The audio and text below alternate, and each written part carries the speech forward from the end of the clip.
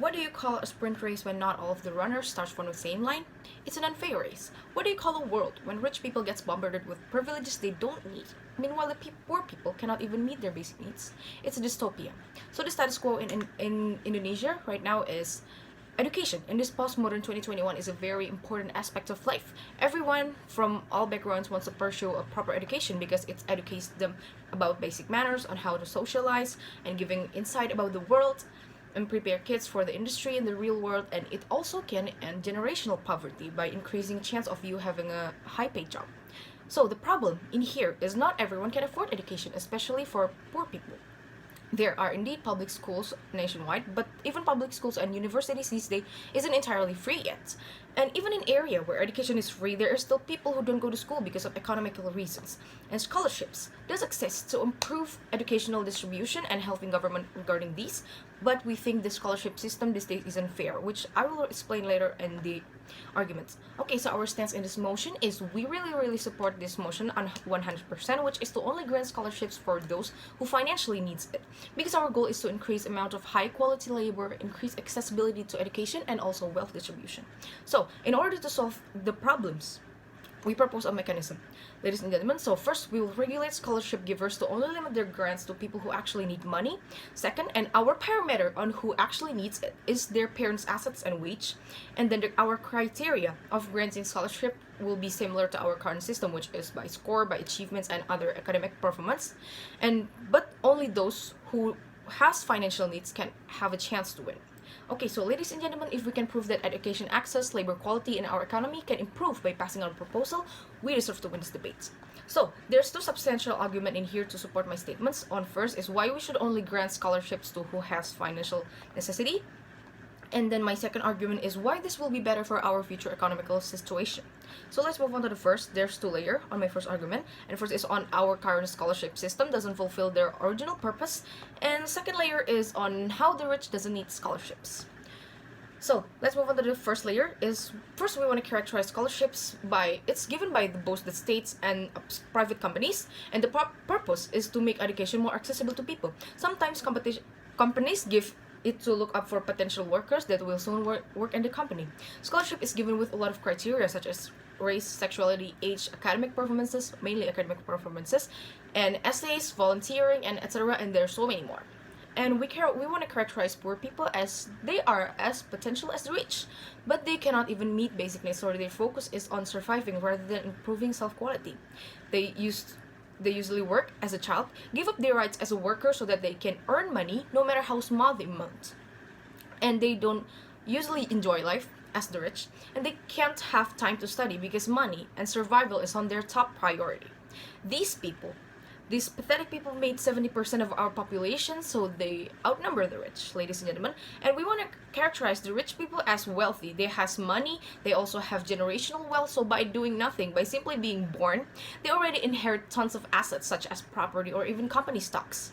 They got wealth and so much privilege by doing nothing, by simply being born. And you might start to notice on how life in this capitalistic society isn't a fair game to play, right, ladies and gentlemen? And again, in the scholarship chaser community, financially sufficient students has time to focus on their academy, afford good school with high quality teachers, they can afford mates, they don't have to worry about job seeking because of they have connection from the parents, and they can also afford healthy food, afford healthy lifestyle so that they can study efficiently, and they can afford tutoring or bimbel so they can get higher scores, much more higher scores than the poor. Financial privilege have to focus on survival. They have no time to study, no time to play, no time for self-improvement, yada yada. This makes financially sufficient chance to win scholarship more.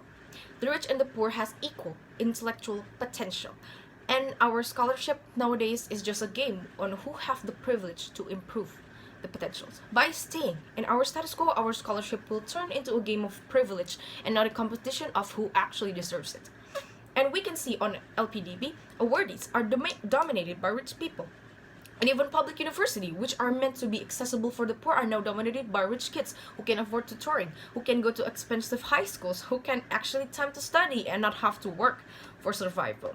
Okay, now let's move on, and that is why we think that the that poor people need scholarships more than the rich. Okay, now let's move on to the second layer on how the rich doesn't need scholarships.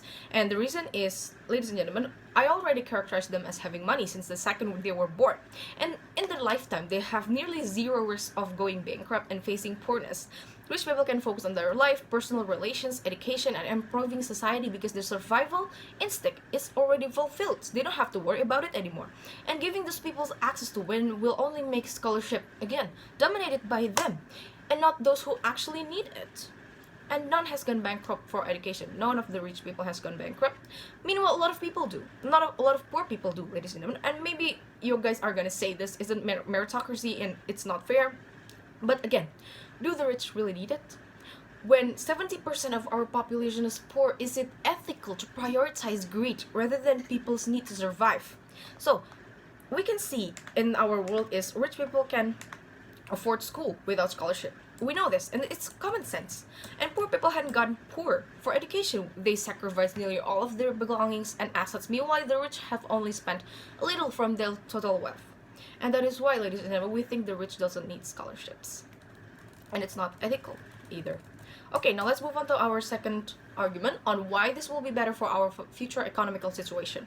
So first, by making education more accessible for poor people, which is the 70% of our world and nation, we are giving way more platform for way more potential people to improve our nation, which is great. And public participation is crucial in the economical system. And as we know, in the economy, amount of labor can really influence a nation's economy. By making education more accessible and distributed to poor people, we're making access to more people to get high quality jobs and high paid jobs. And we will realize that everyone has actually great potentials but is wasted because of an economical background that won't let them to be able to afford education, to improve their potentials. When we let the poor, who makes up 70% of our population, access education, their potentials are going to be revealed and given platform or workplace to actually contribute to society. Don't you realize how many people who don't have to bury their dreams? This is so beautiful, ladies and gentlemen.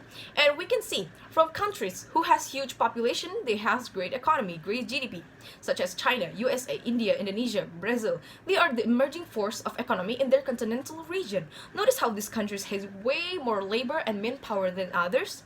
This proves that more people participating in economy will increase production, thus will lower prices and make the whole nation wealthier. Our economical system will be more effective because more people participate on these courses regarding industry efficiency, and also our scholarship system isn't doing good in increasing economical participation because all the rich people has access to actually create change. And that is why, ladies and gentlemen, we think that our proposal will be more beneficial to the society economically and educationally and ethically. And that is why we really support this motion. Thank you.